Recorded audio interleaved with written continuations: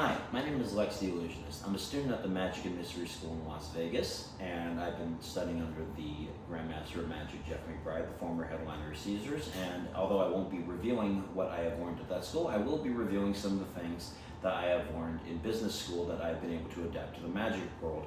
One of them, which is how to increase your rates as a magician.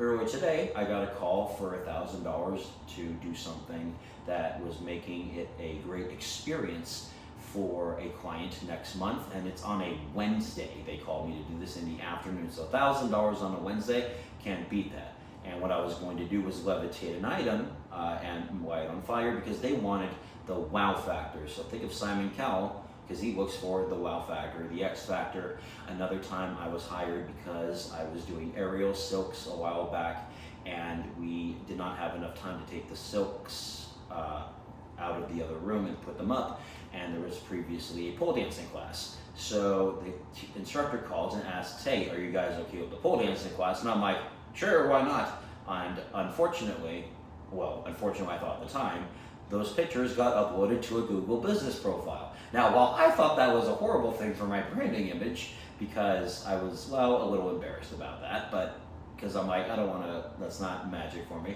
I actually got hired by a bunch of teachers because they said, that guy looks fun.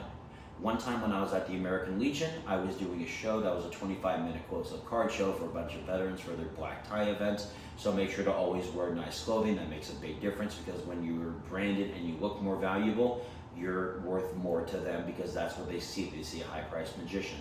But one of the things that they told me is that they want to have fun.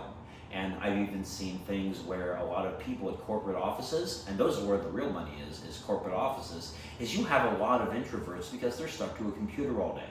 So magicians, the fact that we are extroverts, or some of us are at least on stage, and many of us are introverts off stage, I was able to come to the conclusion that if you're able to show them that they'll have fun, that they're going to get a wow factor, that can up your value because that's what they want to see. And if you can't get that in one of your shows, go volunteer a show. I did this at the American Legion to get a 25-minute video to send off, so this way I would book other gigs. And I had a fantastic time doing it because let's say I have 90 shows that are paid. If 10 of them are not paid, but I'm making the numbers that I want to, do I really care about that? Not really much because I can write off of my taxes and there's benefits of doing so, and I get to try out things that I normally might not be able to either. So if you want to be able to increase your prices as a magician, wear something nice. I have a suit that was made by Cy DeVore, the costumer of the stars. They were the costumers that made all the suits for the TV show White Collar with Matt Bomer and Tim DeKay. It was based in New York, and apparently the dry cleaning bill was $5,000 for that because there were all suits in that, but it was amazing, and they dressed the Rat Pack. So I had Danny make me a suit. It cost me about $3,000 and a lot of card shows to pay for it. But that one suit I will only wear to high-end events. But when I take pictures or promo pictures, I wear that because they're, okay, this guy has a nice suit. And if they ask me, oh, well, what type of costume do you have? I make sure to go into detail. And if it's somebody that knows costumes, that's even better. So if you really want to be able to increase your rates with them, be willing to ask for that and explain why, but don't be very, very direct. Say people you've worked with, like, yeah, I was taught by this person over here. I'll tell people I was taught by the former headliner of Caesar's Palace. Now, when I make such a claim, I better do a damn good job because that's his reputation. That's someone that taught me, and that affects him. So I have to make sure if I quote something like that or if I mention someone that taught me, that I do a good job and I make sure that I make them proud. So if they see a video, they'll go, I taught that guy, and wow, that was my student, because they want to feel pride in their work. And I want to show them that video later on so I can get their feedback because they've probably done it a few more times than I have, and then I can do better the next time. So don't be afraid to ask for a higher price. One of the things you can do is say, I usually charge $1,500, but you're my first time client and it's not really that, it's not prime time. So, I'm willing to go down to $1,000 for that. Can you make that work? And if they say no, because a lot of times they won't tell you their number first. Ask them what their budget is. And if their budget is low, find a way to make up for that that's not monetary but has a value, like promotional, A way that's brought out in newsletter is okay, but I would find a way where you can get the money the easiest. And it's great to build your network, don't get me wrong, but unless it's a red carpet full of celebrities like I do at the Saban, which I did yesterday for Combat Radio for 2,000 people, you got to find a way where you're really getting your marketing value. So I'll do the Saban, which is one of the few volunteer shows I do a year, because they have a bunch of high def cameras and it's shot by the studio, and I don't have to audition 10 times. But I've had to prove that I'm someone they can count on, because they're giving me a theater of 2,000 people, so they don't want to go, oh, I need to babysit this guy.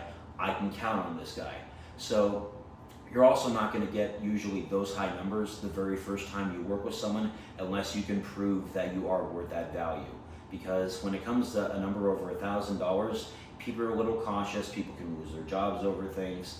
There's going to be contracts involved. There's all these little details. So make sure that you have the ability to make sure that they know that they're going to get their money's worth, and you're going to go above and beyond. So make it special for them.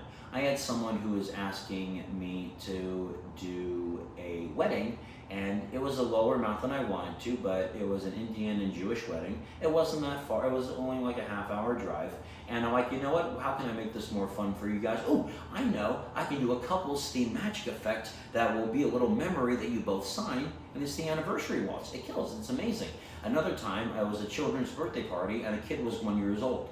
I don't usually like doing that too many kid shows, because there's a lot of distractions, and I like to make a lot more adult-rated jokes. So what I did for fun to make it special for them is we put the kid in a box, and as we brought him out after revealing him from the improv magic curtain, we had the Lion King playing. So they held him up as it went ba Savanya. So it was like the Lion King and Simba, and they're like, oh, and to them that was really amazing. To them that was special. So think of ways that you can make it special for the audience and theme it for whatever it is. If they're a bunch of people that like boats, find a way to theme it for boats. If it's a bunch of older people, ask them, all right, well, what's your meaning of gathering? What brought you together? Okay, you guys did that. How about I theme it like this? And then find people that'll help you make jokes about things, because people love to laugh. So make it fun for them. Anyways, my name is Lex the Illusionist. I hope this helps make you a better magician and a better performer. Please hit that subscribe button and have a fantastic night. Thank you.